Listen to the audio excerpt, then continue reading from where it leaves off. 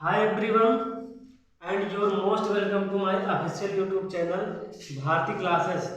Bharti classes में आप सभी लोगों का बहुत बहुत स्वागत है। डियर स्टूडेंट्स, कल हम लोगों ने पढ़ा था yes or no type question, ठीक है। इसकी पहचान हमने सीखा था। इसके बाद ऐसे वाक्यों का ट्रांसलेशन कैसे किया जाता है ये भी हमने सीखा था। और अब आज का हमारा जो सेशन है वो हमने स्टार्ट किया है yes or no type question in negative से, ठीक है। यानी आज जो हम पढ़ने वाले हैं उस टॉपिक का नाम है yes or no type question in negative, ठीक है। तो yes or no type question in negative. अब इसमें देखिए क्या है, यस का मतलब आप जानते ही हैं, हाँ। आर मीन्स क्या होता है अथवा, नो मीन्स क्या होता है नहीं, टाइप मीन्स क्या होता है किस्म का या प्रकार का, ठीक है। और क्वेश्चन मीन्स क्या होता है प्रश्न, इन मतलब में, ठीक है। और नेगेटिव मीन्स क्या होता है नकारात्मक, ठीक है। यानी yes or no type question in negative में अब हम ये पढ़ेंगे कि कोई भी सेंटेंस हमको दिया गया है उसके बिल्कुल आरंभ में यानी शुरुआत में हिंदी वाक्य जो लिखा गया हो जिसका ट्रांसलेशन हमको करना है, ठीक है। उसमें क्या होगा, बिल्कुल हिंदी वाक्यों के आरंभ में ही यानी शुरुआत में क्या शब्द मिलेगा और उसके बीच में आपको नए शब्द देखने को मिलेगा, ठीक है। तो उसे हम क्या कहेंगे yes or no type question in negative, ठीक है। ये देखिए यहाँ पे जितने भी सेंटेंस यहाँ पे लगभग मान लीजिए 5 सेंटेंस आप देख पा रहे हैं कि लिखा गया है। और इन सभी 5 सेंटेंसों में क्या किया गया है, बिल्कुल वाक्यों के आरंभ में क्या पाया जा रहा है शब्द, और बीच में देखिए नहीं शब्द पाया जा रहा है। इसमें भी आप देख सकते हैं क्या शब्द पाया जा रहा है और बीच में नहीं शब्द पाया जा रहा है, ठीक है। इसमें भी आपको क्या शब्द मिल रहा है, बीच में नहीं शब्द पाया जा रहा है। यही इसकी सबसे बड़ी पहचान है, ठीक है। यही इसकी सबसे बड़ी क्या है पहचान है, ये देखिए, ठीक है। तो अब देखिए पहचान हो गई कि अगर कोई भी सेंटेंस हिंदी में लिखा गया है कैसे पहचानेंगे कि वो सेंटेंस हमारा yes or no type question in negative है। वाक्यों के आरंभ में यानी शुरुआत में ही क्या शब्द मिल जाएगा देखने को, और बीच में कहीं ना कहीं आपको नहीं मिल जाएगा, ठीक है। बाकी क्वेश्चन मार्क समझ में आ रही बात, तो यहाँ पर क्या हो जाएगा yes or no type question in negative हो जाएगा। अब देखिए इसका रूल क्या होगा, ठीक है। किस रूल की सहायता से हम इसका ट्रांसलेशन करेंगे ये भी जान लेते हैं। तो रूल हमारा यही है जो कल हमने yes or no type question में पढ़ा था रूल, यानी सहायक क्रिया कर्ता मुख्य क्रिया कर्म, इसके बाद कुछ दिया गया हो तो लगा देते हैं, नहीं तो फिर क्वेश्चन मार्क लगा के उसी प्लेसमेंट ऑफ वर्ड से हम उसका सेंटेंस का ट्रांसलेशन कर देते थे, ठीक है। लेकिन इसमें क्या करेंगे, बस उसी कर्ता के जस्ट बाद नॉट लगा देंगे, कर्ता के जस्ट बाद नॉट लगा देंगे। यानी रूल हमारा हो जाएगा सहायक क्रिया कर्ता नॉट मुख्य क्रिया कर्म, इसके बाद कुछ दिया होगा तो उसको लिख देंगे, यानी प्लेस या टाइम आपको दिया गया होगा सेंटेंस में उसको लिखेंगे, नहीं तो क्वेश्चन मार्क लगा देंगे, ठीक है। समझ पा रहे हैं बात। हमने ये कहा कि सबसे पहले आप हेल्पिंग वर्ब लिखेंगे, ठीक है, यानी सहायक क्रिया लिखेंगे, प्लस सब्जेक्ट लिखेंगे, ठीक, यानी कि कर्ता। इसके बाद आपको नॉट लिखना है, ठीक। इसके बाद प्लस आप क्या लिखेंगे मेन वर्ब यानी मुख्य क्रिया लिखेंगे, प्लस इसके बाद आप ऑब्जेक्ट लिखेंगे यानी कि कर्म। अगर कुछ सेंटेंस में और दिया गया है तो वो भी लिख सकते हैं, ठीक है, लिखेंगे, नहीं तो फिर क्या करेंगे क्वेश्चन मार्क लगा के उसी रूल से हम क्या करेंगे वाक्यों का अनुवाद करना शुरू कर देंगे और फिर हमारा सेंटेंस सही हो जाएगा, ठीक है। तो चलिए उसी रूल से हम इन सभी 5 सेंटेंसों का क्या करते हैं अनुवाद करना स्टार्ट करते हैं। रूल एक बार फिर से सुन लीजिए, सहायक क्रिया कर्ता नॉट मुख्य क्रिया कर्म प्लस क्वेश्चन मार्क, ठीक। अब देखिए जो भी स्टूडेंट नए जुड़े हो, ठीक है, अगर उनको सब्जेक्ट और ऑब्जेक्ट ढूंढने में परेशानी हो रही हो तो हमारा वीडियो जो है पहले की देख सकते हैं, उसमें हमने बहुत विधिवत बताया है कि ऑब्जेक्ट आपके 2 प्रकार के होते हैं। डायरेक्ट ऑब्जेक्ट कैसे मिलेगा, इनडायरेक्ट ऑब्जेक्ट कैसे मिलेगा, क्या लगाकर क्रिया में प्रश्न करेंगे तब डायरेक्ट ऑब्जेक्ट मिलेगा, क्या लगाकर क्रिया में प्रश्न करेंगे तब हमको इनडायरेक्ट ऑब्जेक्ट मिलेगा, और क्या लगाकर प्रश्न करेंगे तब हमको सब्जेक्ट मिलेगा। ये सब आपको अगर पता है तो ठीक है, नहीं पता है तो आप हमारी पहले की वीडियो देख सकते हैं, ठीक है। अब देखिए इसमें क्या करेंगे, सबसे पहले कर्ता क्रिया कर्म की पहचान कर लेंगे, ठीक। तो कर्ता ठीक है। अब देखिए रूल क्या कहता है, रूल कहता है सबसे पहले हमको सहायक क्रिया यानी हेल्पिंग वर्ब लिखनी है, लेकिन हेल्पिंग वर्ब आप तभी लगा सकते हैं कोई भी जब आपको सब्जेक्ट पता हो, ठीक है। तो सब्जेक्ट हमारा इसमें क्या है, कौन तुम्हें कहानियां नहीं सुनाती है, तुम्हारी माता जी, ठीक है, तुम्हारी माता जी, यही सेंटेंस का सब्जेक्ट हो गई, ठीक है। अब जब सब्जेक्ट हमको मिल गया तो हम सहायक क्रिया बहुत आराम से ढूंढ सकते हैं। सब्जेक्ट हमारा, इसका रूप, रंग रूप, वेशभूषा देखेंगे कैसा है। अगर ये इसका रंग रूप वेशभूषा जैसा होगा, उसी के रंग रूप वेशभूषा के जैसी ही सहायक क्रिया का भी प्रयोग यहाँ पे हम करेंगे। कहने का तात्पर्य यह है कि अगर सब्जेक्ट हमारा सिंगुलर नंबर होगा, एक वचन करता होगा, तो सहायक क्रिया भी हम एक वचन करता की ही लगाएंगे, ठीक है। तो यहाँ पे तुम्हारी माता जी सिंगुलर नंबर है, एक वचन करता है, तब एक वचन सहायक क्रिया यहाँ पे प्रयोग की जाएगी। अब हम पढ़ कौन सा रहे हैं, प्रेजेंट इंडेफिनिट टेंस में yes or no type question in negative पढ़ रहे हैं। तो प्रेजेंट इंडेफिनिट टेंस में हम जानते हैं कि यस आर, डज और डू, यही दो सहायक क्रिया का प्रयोग किया जाता है। तो जब सब्जेक्ट हमारा एक वचन है तो यहाँ पे क्या लिखेंगे, डज, यहाँ पे डज लिखेंगे, क्योंकि रूल के मुताबिक हमको सबसे पहले सहायक क्रिया ही लिखना है। तो यहाँ पे हमने डज लगा दिया, ठीक है। इसके बाद हमने क्या बताया, सहायक क्रिया के बाद हमको लिखना क्या है, कर्ता लिखना है, ठीक है। कर्ता हमारा क्या है, तुम्हारी माता जी, क्या लिखेंगे, योर मदर, योर मदर, ठीक है। सहायक क्रिया हो गया, कर्ता हो गया, इसके बाद क्या लिखेंगे, नॉट लिखेंगे, क्योंकि yes or no type question in negative पढ़ रहे हैं, यहाँ पे नॉट लगा देंगे, ठीक। इसके बाद क्या लिखेंगे, मुख्य क्रिया। अब देखिए मुख्य क्रिया हमारा क्या है, मुख्य क्रिया सुनाना है, ठीक है। तो यहां पे लिख देंगे टेल, ठीक है, या रिसीट भी लिख सकते हैं, यहां पे टेल लिख देंगे। इसके बाद हमको क्या लिखना है, ऑब्जेक्ट लिखना है, सहायक क्रिया हो गया, कर्ता हो गया, नॉट हो गया, मुख्य क्रिया हो गया। अब कर्म लिखना है, कर्म क्या है,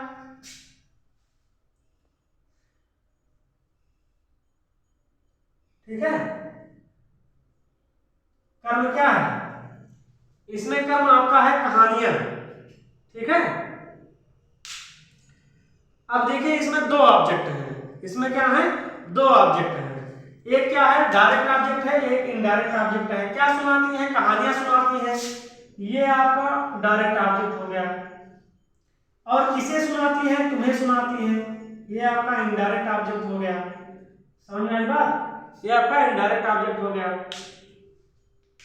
तो क्या करेंगे हम, सबसे पहले लिख देते हैं डायरेक्ट ऑब्जेक्ट को, डायरेक्ट ऑब्जेक्ट को लिख देते हैं। तो डायरेक्ट ऑब्जेक्ट हमारा क्या है, कहानियां, तो लिखेंगे द स्टोरीज,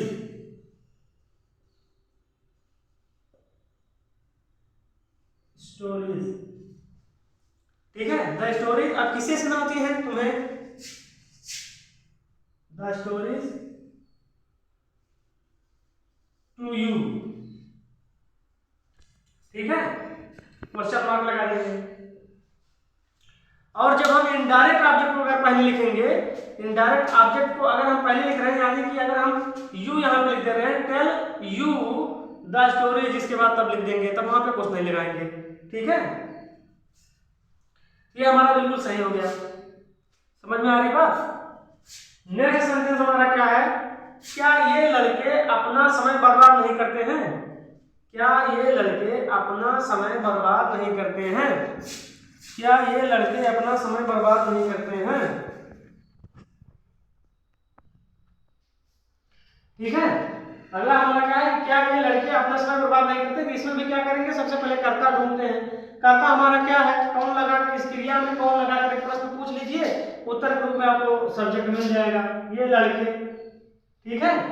तो क्या लिखेंगे, अब देखिए क्योंकि हमको सबसे पहले सब्जेक्ट सहायक क्रिया लिखना है, इसलिए सब्जेक्ट हमारा जब यहाँ पे प्लूरल नंबर का है, तो यहाँ पे हेल्पिंग वर्ब भी प्लूरल नंबर की ही लगेगी। यहाँ पे लिखेंगे डू, ठीक है। इसके बाद लिखेंगे these boys, these boys, ठीक है, do these boys, सहायक क्रिया करता हो गया, यहाँ पे लिखेंगे not, ठीक है। मुख्य क्रिया क्या है, बर्बाद करना, वेस्ट, ठीक है। अपना समय क्या लिखेंगे, रियल टाइम, क्वेश्चन मार्क लगा देंगे, सेंटेंस हमारा बिल्कुल सही हो गया। अगला सेंटेंस क्या है हमारा? अगला सेंटेंस है क्या राजू प्रत्येक सुबह अपना पाठ याद नहीं करता है? इसमें भी देखिए वाक्यों के आरंभ में क्या पाया गया? बीच में नहीं शब्द पाया गया। इसका भी ट्रांसलेशन उसी नियम से करेंगे क्योंकि सब्जेक्ट के नियम को ये दिया गया है सेंटेंस। तो देखिए यहाँ पे अब सेंटेंस का सब्जेक्ट कौन है? राजू है, ठीक है। तो सब्जेक्ट हमारा कौन सा है? वचन का कौन सा है? एक वचन है कि बहुवचन? एक वचन है। जब एक वचन है तो यहाँ पे सहायक क्रिया भी एक वचन की लगाई जाएगी। यहाँ पे हम डज लिखेंगे, डज, इसके बाद राजू लिखेंगे, ठीक है। डज राजू, सहायक क्रिया करता हो गया, नॉट लिखेंगे। इसके बाद मुख्य क्रिया क्या है हमारा? याद करना, ठीक है, यानी लर्न, LEARN, लर्न, ठीक। ये लर्न हो गया, सहायक क्रिया करता, नॉट मुख्य क्रिया, इसके बाद कर्म, ठीक है। क्या याद करता है? अपना पाठ, हिज लेसन लिख देंगे, ठीक है। अब देखिए इसमें टाइम भी दिया गया है, कब? प्रत्येक सुबह। तो क्या लिखेंगे? Every morning, every morning. बस यही सेंटेंस हमारा सही हो गया। अगला सेंटेंस हमारा लिखा गया है क्या राकेश अंग्रेजी नहीं पढ़ना चाहता है? क्या राकेश अंग्रेजी नहीं पढ़ना चाहता है? इसमें भी देखिए वाक्य के आरंभ में बिल्कुल क्या शब्द पाया गया और बीच में नहीं शब्द पाया गया, ठीक है। अब इसमें क्या करेंगे? इसमें भी वही करेंगे, सबसे पहले सब्जेक्ट ढूंढ लेते हैं। सब्जेक्ट सेंटेंस का कौन है? यहाँ पे राकेश है, ठीक है। मेन वर्ब क्या है? चाहता है, ठीक है, पढ़ना चाहता है, ठीक है, पढ़ना चाहता है। तो सेंटेंस का सब्जेक्ट जब हमारा एक वचन का है तो इसकी सहायक क्रिया भी तो एक वचन की लगाई जाएगी। तो यहाँ पे लिखेंगे डज, डज, इसके बाद सब्जेक्ट लिखेंगे राकेश, ठीक है, डज राकेश, इसके बाद लिखेंगे नॉट। अब पढ़ना, पढ़ना की अंग्रेजी क्या होती है? रीड, डज नॉट रीड,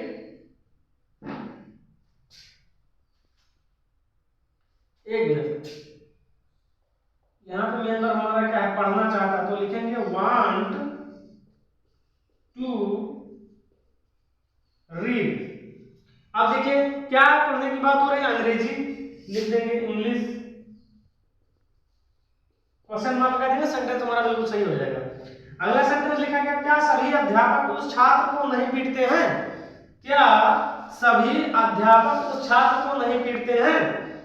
तो इसमें भी हम पता कर लेते हैं सेंटेंस का सब्जेक्ट कौन है? सभी अध्यापक, ठीक है। किसको पीटने का काम कर रहे हैं? उस छात्र को, ये आपका ऑब्जेक्ट हो गया, ठीक है। अब पीटना क्या है? पीटना आपका मेन वर्ब है, ठीक है। अब देखिए यहाँ पे जो सेंटेंस का सब्जेक्ट है ये हमारा प्लूरल नंबर का है। अभी अभी हमने बताया था कि यदि वाक्य में सब्जेक्ट का रंग रूप वेशभूषा जिस प्रकार का दिया गया हो उसी प्रकार के रंग रूप वेशभूषा के जैसे हमको सहायक क्रिया का भी प्रयोग करना है। कहने का प्रयोग हुआ यदि सेंटेंस का सब्जेक्ट हमारा एक वचन का है तो सहायक क्रिया भी एक वचन की लगाई जाएगी। यदि सेंटेंस का सब्जेक्ट बहुवचन है तो बहुवचन की सहायक क्रिया लगाई जाएगी। समझ में आ गई बात? तो यहाँ पे सभी अध्यापक क्या है? बहुवचन है, इसलिए यहाँ पे डू लगाएंगे, डू लिखेंगे, इसके बाद सब्जेक्ट लिखेंगे, ठीक है। सब्जेक्ट हमारा क्या है? सभी अध्यापक लिखेंगे all the teacher, all the teacher. इसके बाद नॉट लिखेंगे, इसके बाद पीटना, बीट, बीट मीन्स होता है पीटना, ठीक है। अब किसको पीट रहे हैं? उस छात्र को। दैट स्टूडेंट लिख देंगे, दैट स्टूडेंट लिखेंगे, एक छात्र को पीटने की बात हो रही, क्वेश्चन मार्क लगा देंगे। समझ में आ गई बात? क्या सभी अध्यापक उस छात्र को नहीं पीटते हैं? Do all the teacher not beat that student, ठीक है। ये सेंटेंस हमारा बिल्कुल सही हो गया। तो इसी तरीके से हमने आज सीख लिया कि यस और no type question in negative के सेंटेंसों का अनुवाद कैसे किया जाता है। अगला टाइप जो हमारा होगा इंट्रोगेटिव में वो हम तीसरा टाइप पढ़ेंगे। कल हमने पढ़ा था पहला टाइप यस और नो टाइप क्वेश्चन, आज हमने क्या पढ़ा? दूसरा टाइप यस और no type question in negative. और कल का जो हमारा सेशन होगा उसमें हम तीसरा टाइप इंट्रोगेटिव का पढ़ेंगे, उसका नाम क्या है? WS टाइप क्वेश्चन, ठीक है, यानी प्रश्न सूचक वाला शब्द जो होगा उस प्रकार के प्रश्नवाचक वाक्यों का अनुवाद का हम करना सीखेंगे। ठीक है, तो डियर स्टूडेंट्स, हमारे इस वीडियो को ज्यादा से ज्यादा शेयर करें, हमारे चैनल को सब्सक्राइब करें, वीडियो को लाइक करें। ठीक है, और हमसे अधिक संख्या में जुड़े। ठीक है, हमसे अधिक संख्या में जुड़ेंगे तो हमें काफी खुशी होगी और हम इसी तरीके का नया नया मटेरियल का जो वीडियो आपको उपलब्ध कराते रहेंगे। समझ में आ रही बात? तो आज का सेशन यहीं पे समाप्त करते हैं। जय हिंद, जय भारत, धन्यवाद।